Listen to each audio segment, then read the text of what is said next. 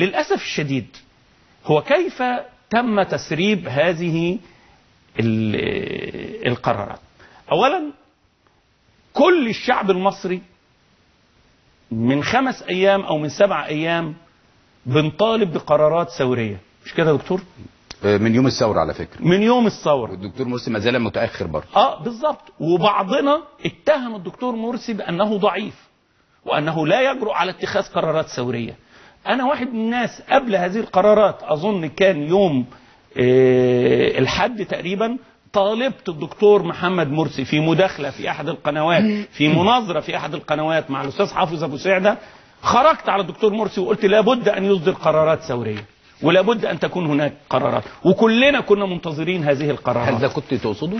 هي دي الثورية اللي أنا ما أعرفش دي. لا يعني هل كنت تقصد دي؟ أنا تحديدا كنت أقصد النائب العام. النائب العام كان لابد أن يتم التصرف معه، هو يستقيل بقى. أنا كراجل في الثورة يتم التصرف معه جسديا ولا؟ لا طبعا يا دكتور، أنا بهزر معاك، ما أنت شيخنا. يعني مش إحنا ممكن يعني. إحنا كثوار وكشباب مصر، وأنا كمواطن مصري، نعم. أنا بأطالب بإقالة النائب العام. نعم. إزاي يقال بقى؟ أنا ماليش دعوة.